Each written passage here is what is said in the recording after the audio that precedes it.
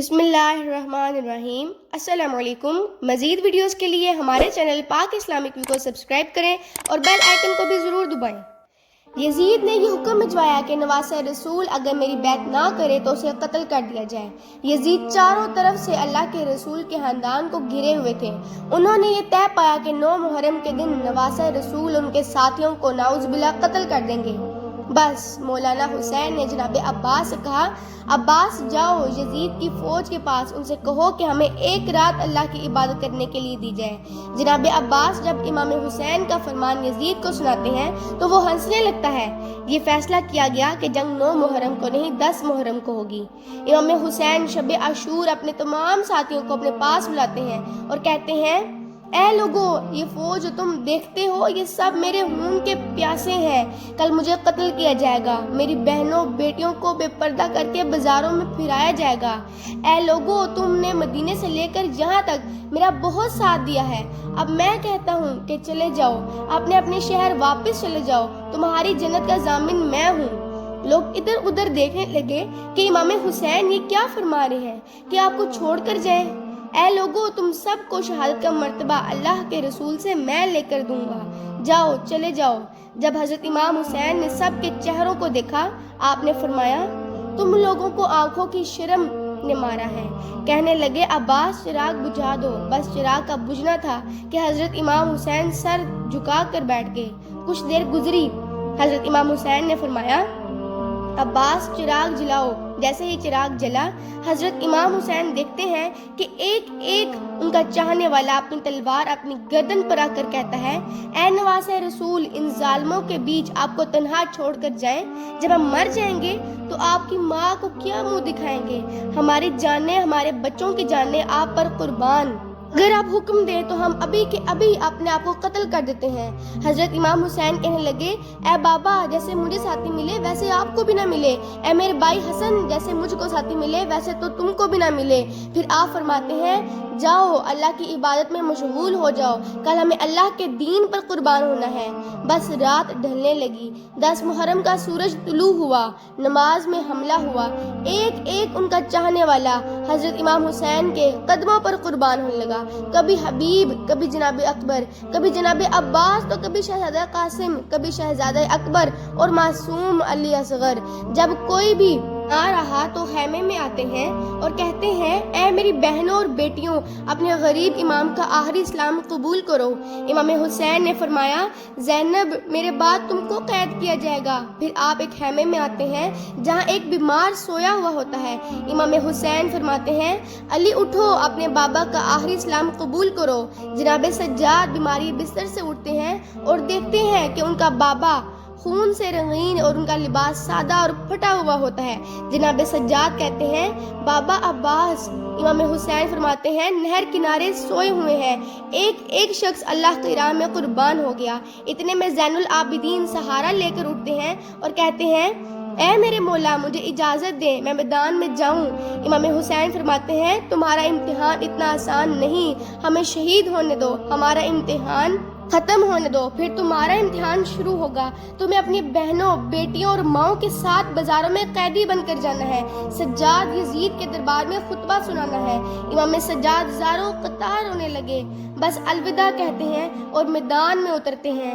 جیسے ہی میدان میں آئے، کہنے لگے، اے لوگو، میں تمہارے رسول کا بیٹا ہوں، میں وہ ہوں جس کو تمہارا رسول کندھوں پہ سوار کرتا تھا، میں وہ ہوں جس کو تمہارا رسول سینے پہ سلاتا تھا، میں وہ ہوں جس کے لیے تمہارا رسول کہتا تھا کہ حسین مجھ سے ہے اور میں حسین سے ہوں، میں وہ ہوں کہ جب نماز کے دوران میں اپنے نانا کی پشت پر آتا تھا تو تمہارا رسول میرے احترام کے لیے اپنے سجدے کو لمبا کر دیتا تھا کہ ایسا نہ ہو کہ رسول صلی اللہ علیہ وسلم سجدے سے اٹھیں اور مجھے تکلیف آ جائے۔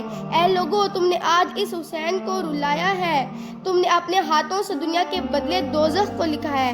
بتاؤ میرا کیا گناہ ہے؟ کیا میں نے کسی انسان کا حق مارا ہے؟ بتاؤ کیا میں نے کوئی تمہارا حق مارنے کی کوشش کی ہو؟ کیا میں نے کوئی نماز قضا کی ہے؟ بتاؤ میں نے کیا جرم کیا ہے؟ لوگ کہنے لگے کہ تمہیں اس لیے نہیں مار رہے کہ تمہارا کوئی قصور ہے، تمہیں اس لیے مار رہے ہیں کیونکہ تم علی کے بیٹے ہو۔ امام حسین فرماتے ہیں، اے لوگو، وہ علی جو اسلام کا محافظ تھا، آج اس علی کو یہ صلہ دے رہے ہو، اس کی اولاد کو اس بیاباں میں قتل کر رہے ہو۔ بس اتنے میں شمر کہنے لگا، حسین کی باتیں نہ سنو، بس حملہ کر دو۔ امام حسین پر حملہ ہو گیا۔ اس زمین پہ آج سے پہلے ایسی جنگ کبھی نہ دیکھی تھی۔ ایک طرف ہزاروں کی فوج تھی اور ایک طرف 3 دن کا بھوکا پیاسا حسین ابن علی، علی کا شیر، علی کی ذوالفقار، رسول اللہ کے گھوڑے پر سوار۔ بس تاریخ نے لکھ دیا کہ فوج یزید بھاگتے بھاگتے کوفے تک جا پہنچے۔ عمر بن سعد کہتا ہے کہ شمر ابھی تک خاموش کیوں ہو، حملہ کیوں نہیں کرتے؟ شمر کہتا ہے کہ میں جاؤں گا تو مر جاؤں گا۔ ارے حسین کے بچوں سے نہ لڑ سکے تو حسین سے کیا لڑو گے؟ اس کی رگوں میں تو علی کا خون دوڑتا ہے، اس کی رگوں میں تو نبی کا خون دوڑتا ہے۔ جاؤ خیموں کو آگ لگا دو۔ شمر خیموں کو آگ لگاتا ہے۔ عمر بن سعد کہتا ہے، حسین پر تیر چلاؤ۔ بس ہزاروں کی فوج نے امام حسین پر تیر چلانے شروع کر دیے۔ وہاں خیموں میں آگ لگی۔ امام حسین کبھی فوج کی طرف جاتے ہیں تو کبھی خیموں کی طرف جاتے ہیں۔ اتنے میں عمر بن سعد کہتا ہے کہ جس کے پاس جو کوئی چیز ہے پھینک کر مارے۔ کسی نے نیزہ مارا، کسی نے تلوار پھینک کر ماری، تو کوئی تیر مارتا رہا تو کوئی پتھر مارتا رہا۔ جس کے پاس کچھ نہ تھا وہ کربلا کی گرم مٹی اٹھا کر پھینکتا رہا۔ بس اتنے میں آواز آتی ہے، حسین حسین تو کامیاب ہو گیا۔ جیسے ہی امام حسین نے یہ صدا سنی تو ذوالفقار کو نایاب میں رکھ دیا۔ وہ پتھر، وہ نیزے، وہ تلواریں، وہ تیر، وہ کربلا کی گرم مٹی امام حسین کے جسم پر لگتی رہی تو امام حسین گھوڑے سے گر پڑے۔ امام حسین کے جسم پر اتنے تیر تھے کہ رسول اللہ کا نواسہ نہ زین میں تھا نہ زمین میں تھا، بس تیروں کے آسمان میں تھا۔ عمر بن سعد نے کہا، حسین گر گیا، جاؤ جاؤ حسین کا سر قلم کرو تاکہ یہ خبر ہم یزید کو فوراً پہنچائے۔ جو قریب جاتا تھا، امام حسین کی آنکھوں میں رسول اللہ کا چہرہ مبارک نظر آتا ہے اور روتا روتا واپس آ جاتا ہے۔ اتنے میں شمر کہتا ہے، یہ کام مجھ سے ہی ہوگا۔ خنجر لے کر امام حسین کے قریب جاتا ہے تو امام حسین کا سر سجدے میں ہوتا ہے۔ شمر خنجر لے کر ان کے سر پر رکھتا ہے اور چلانے لگتا ہے۔ شمر دیکھتا ہے کہ امام حسین کچھ پڑھ رہے ہیں۔ وہ ہنسنے لگا کہ شاید امام حسین پچھتا رہے ہیں۔ قریب آ کر سنا تو کیا کہتے ہیں، پھر جا کر یزید کو بتاؤں گا۔ شمر کان قریب کر کے سننے لگا۔ امام حسین فرماتے ہیں، اے اللہ قبول کر، اس تیرے حسین نے تیرے دین کے لیے سب کچھ قربان کر دیا۔ اے اللہ گواہ رہنا کہ تیرے نبی کے نواسے نے تیرے دین کے لیے سب کچھ فدا کر دیا۔ اللہ کا شکر کر رہے ہیں، اللہ کی حمد و ثنا کر رہے ہیں۔ اتنے میں امام حسین نے آنکھیں کھولی اور شمر سے کہا، اے بدبخت، کیا تجھے پتہ نہیں میں کون ہوں؟ ہاں مجھے پتہ ہے، تو رسول اللہ کا نواسہ ہے، علی کا بیٹا ہے، فاطمہ کا بیٹا ہے۔ امام حسین نے کہا، تو پھر بھی مجھے قتل کر رہے ہو؟ تو شمر نے کہا، تمہیں قتل کرنے سے مجھے سونا ملے گا، حکومت ملے گی۔ امام حسین نے فرمایا، میں جنت کا سردار ہوں، کیا تمہیں جنت کی فکر نہیں؟ شمر ہنستا رہا۔ امام حسین اللہ کا ذکر کرتے رہے۔ یوں نواسہ رسول کا سر تن سے جدا ہو گیا۔ بس امام حسین کا سر کٹنا تھا کہ فوج یزید میں خوشی کا ماحول برپا ہو گیا۔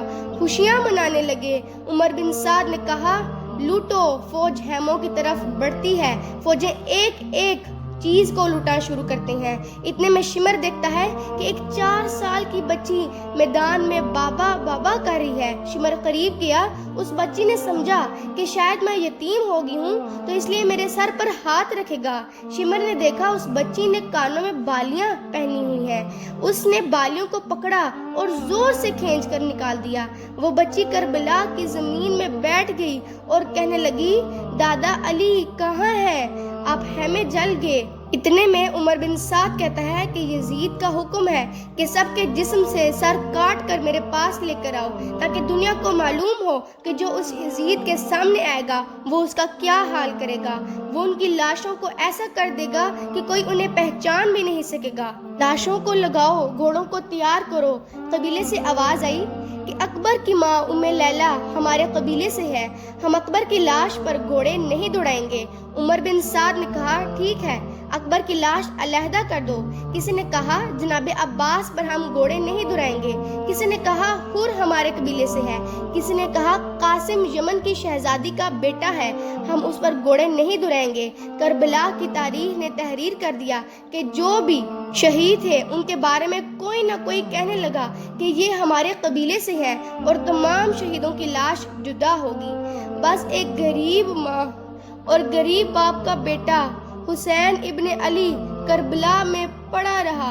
کسی نے یہ نہ کہا کہ یہ ہمارے رسول کا نواسہ ہے، کہ یہ ہمارے رسول کی بیٹی کا لال ہے، کہ یہ علی کا بیٹا ہے۔ عمر نے کہا کہ بس لوارثوں کی طرح حسین کی لاش پڑی ہوئی ہے، جو پامال کرنے کے لیے گھوڑے تیار کیے ہوئے تھے انہوں نے۔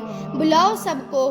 بلانے پر گھوڑے دوڑتے ہیں، کبھی مشرق سے مغرب جاتے ہیں تو کبھی مغرب سے مشرق کو جاتے ہیں۔ امام حسین کی لاش پامال ہوتی رہی، وہاں نواسہ رسول کی لاش پامال ہو رہی ہے، وہاں فوج یزید جھوم رہی ہے، وہاں بیٹیاں رو رہی ہیں۔ بس اتنے میں اندھیرا چھا گیا۔ 61 ہجری کا 10 محرم وہ دن تھا جس میں اندھیرا وقت سے پہلے ہی چھا گیا۔ سلام ہو کربلا شہید نواسہ رسول صلی اللہ علیہ وآلہ وسلم امام حسین پر۔ میرے پیارے نبی حضرت محمد صلی اللہ علیہ وآلہ وسلم اور ان کی آل، ان کے نواسوں نے اس دین اسلام کو پھیلانے کے لیے اپنی جانیں تک قربان کر دیں، اور ہم اس دین کے لیے کیا کر رہے ہیں؟ ہم تو اللہ کی عبادت بھی نہیں کرتے۔ ہمیں چاہیے کہ ہم اس دین اسلام کی تبلیغ کریں اور پوری دنیا میں اس کو چراغاں کریں، تاکہ اس پوری کائنات میں صرف اور صرف اسلام کا بول بالا ہو۔ اس ویڈیو کو دیکھنے کا بہت بہت شکریہ، جزاک اللہ خیر۔ آپ سب سے گزارش ہے کہ ہمارے چینل پاک اسلامک ویو کو سبسکرائب کریں اور بیل آئیکن کو بھی ضرور دبائیں۔ لائک، شیئر اور کمنٹ میں اس ویڈیو کے بارے میں اظہار رائے ضرور کریں۔ اللہ تعالی ہم سب کا حامی و ناصر ہو۔ خدا حافظ۔